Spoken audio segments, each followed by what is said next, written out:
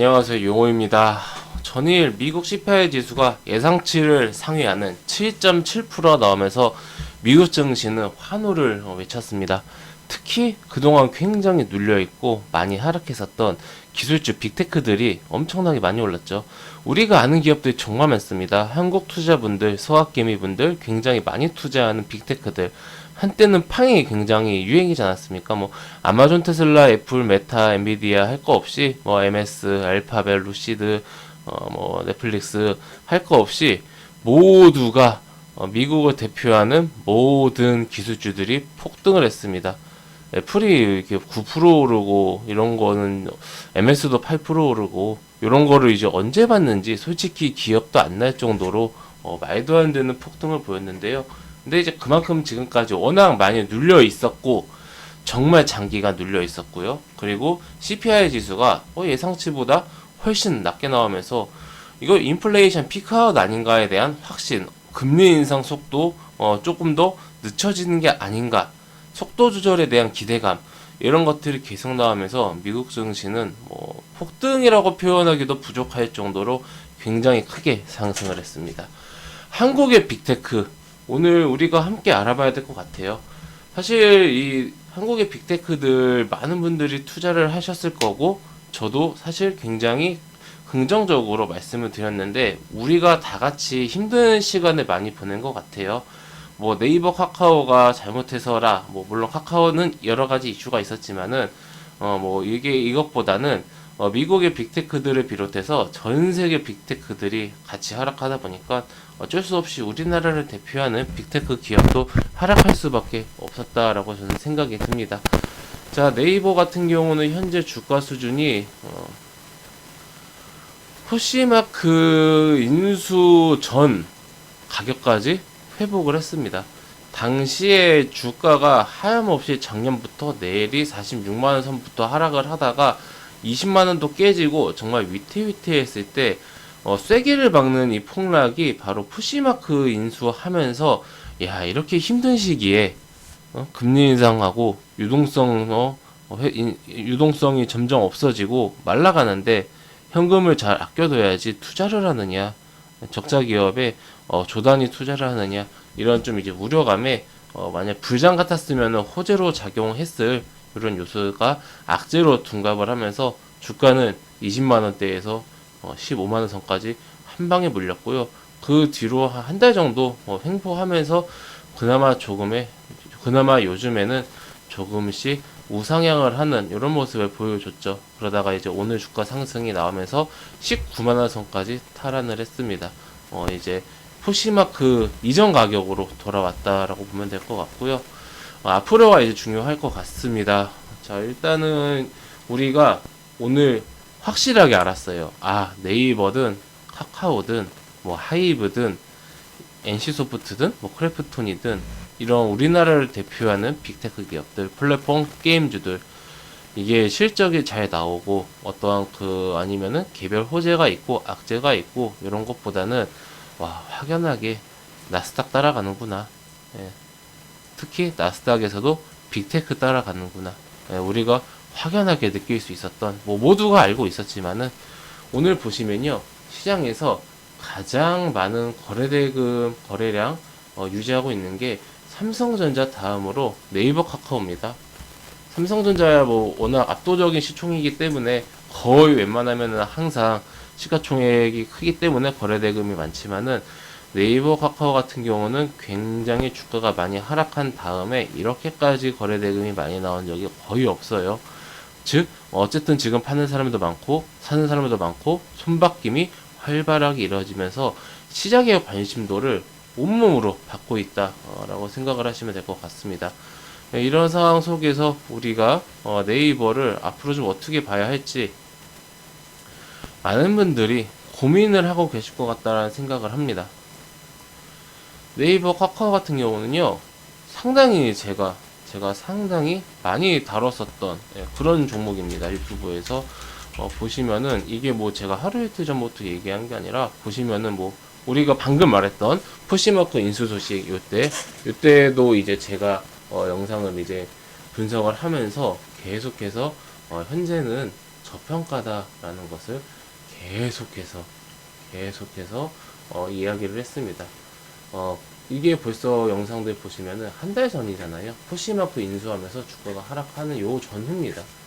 주가가 저는 20만 원일 때도 이거 너무 과도하게 하락했는데, 물론 이제 그때는 이제 10월 하락장 전이죠. 9월 하락장에 이거 9월부터 10월까지 하락장이 계속됐는데, 9월 하락장에 너무 아무리 그래도 너무 과도하게 하락했는데 라고 생각했었던 가격대가 이제 20만 원 이탈했을 때고요. 포시마크 인수 나오면서부터 주가가 더 많이 하락했을 때, 저는 이제 그때 좀 자신감 있게 주가가 많이 이제 지금 싼 편이다, 우리가 오르는 종목에 올라타서 더 추가적인 상승을 노려볼 수 있는, 그러니까 비싼 종목을 사서 비싸게 팔 수 있는 그것도 전략이지만은, 터무니없이 싸진 종목을 매수해서 좀 기다리면서 어느 정도 적절 밸류까지 찾아가는 그 과정도 좋은 전략이거든요. 사실 후자 쪽이 더 쉽습니다. 근데 많은 분들이 후자 쪽을 선택하지 않는다라는 것은 물리는 것에 대한 두려움이 커요. 이게 무슨 말이냐? 주가가 상승하는 종목은요, 내가 매수하고 추가적으로 바로 상승할 수 있을 거다라는 기대감이 있어요. 내가 주가가 계속해서 오르네? 그럼 내가 여기서 사서 더 오르겠지? 그러면은 나는 이 마이너스 구간을 경험하지 않아도 되는 겁니다. 자, 근데 거꾸로 주가가 하락하고 있을 때 내가 사면요, 다시 주가가 이렇게 하락하고 있는데 내가 사면은 더 하락할 수도 있다. 당연한 거죠. 주가가 하락하고 있는데 내가 샀는데 기가 막히게 최저점 발바닥일 수는 없어요. 그거는 우연일 수는 있는데, 우연히 그런 것은 가능할 수 있으나, 하락하는 추세 속에서 살 때 정확하게 저점을 매번 맞춘다라는 것은 신의 영역도 능가한다라고 저는 생각을 합니다. 그렇기 때문에 저는 하락할 때 한 번에 사지 말고 여러 번 나눠서, 제가 심할 때는요 10번에서 20번으로 나눠서 사기도 합니다. 물론 우리 회원님들께는 그렇게 디테일하게는 할 수는 없어요. 뭐 예를 들어서 내가 100만원치를 살 거다. 근데 이제 네이버 같은 경우는 20만원 언더라서 이거를 막 그렇게 쪼개 살 수는 없잖아요. 그럼 한 주 사는 거죠. 모아가는 거죠. 이렇게 내려갈 때마다. 그러다 보면은 어느 순간 네이버처럼 주가가 이렇게 하락했잖아요. 주가가 이렇게 하락하고 있는데, 한 주 이게 사다 보면요, 주가가 횡보합니다. 예. 그럼 이제 어느 정도 이제 안정권을 됐구나. 물론 이럴 때 사도 되죠. 예, 이럴 때 사도 되는데, 사실 이런 욕심은 어떤 거냐면요, 이제 이렇게 내가 여기서 샀을 때 한 주 내가 생각하는 밸류보다 싸다고 느꼈을 때, 어떤 오늘 같은 호재라든지 다 여러 가지 호재로 인해서 내가 매수하고 바로 이렇게 상승할 수 있다라는 그런 기대감 있을 때 이렇게 하는 거고, 그게 아니면 하락하고 이렇게 횡보할 때, 요 구간이잖아요. 요 구간에서 그냥 사는 것도 방법이긴 한데, 이제 이거는 이제 취향 차이입니다. 예, 그래서 저는 이제 그런 식으로 매매 트레이딩을 그러니까 하락하는 종목은 그렇게 잡는 편이고, 이런 것들 우리 회원님들, 이게 만약에 초대형 악재가 터졌어요. 뭐 A라는 종목이 뭐 분식회가 발생했다. A라는 종목이 성장성이 멈췄다.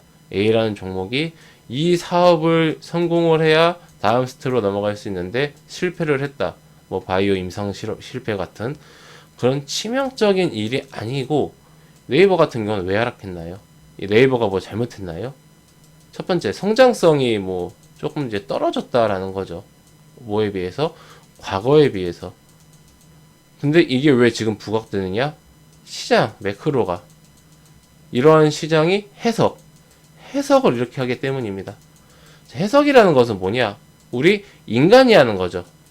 해석은 인간이 하는 건데, 시장에 따라서 이 시장 이런 분위기고 이런 정책이고 이런 기조로 가면은 이렇게 될 것 같다. 예, 이런 해석이 나오는 거죠.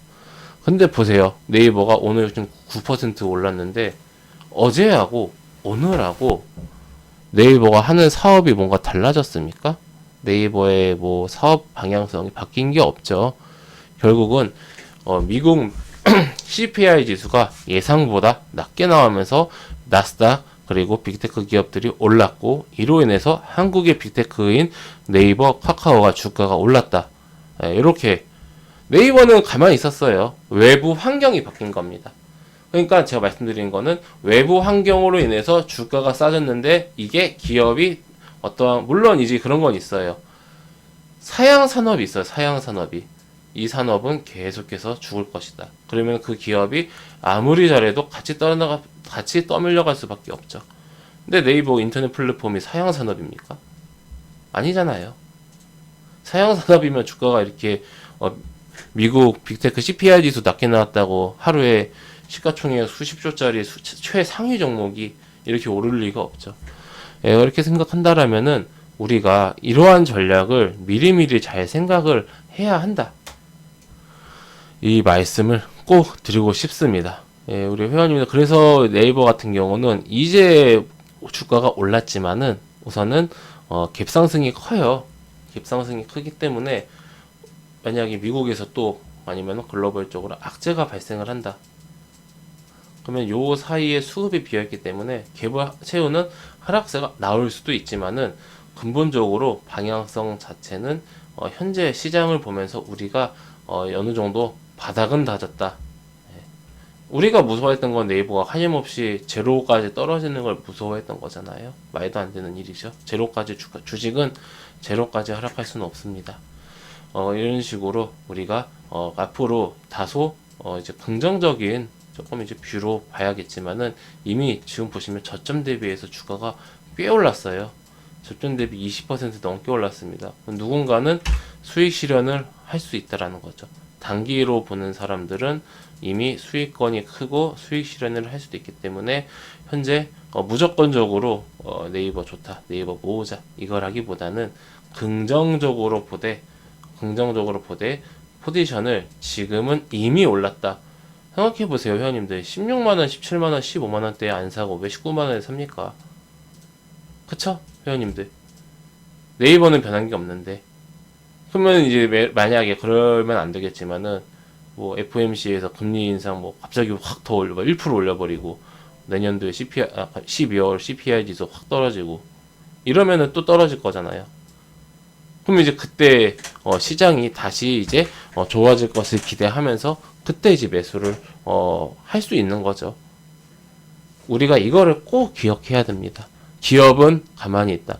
기업의 약재가 있는지, 그리고 이 산업이 섹터가 사양 섹터인지 죽어가는 섹터인지 이 구분을 꼭 하신다라면은 저는 이제 앞으로도 우리 회원님들 물론 심리적으로 힘들죠. 내가 샜는데 계속 떨어지면 심리적으로 힘들지만은 조금 여유 있는 그런 이제 매매 관점으로 보셨으면 좋겠습니다.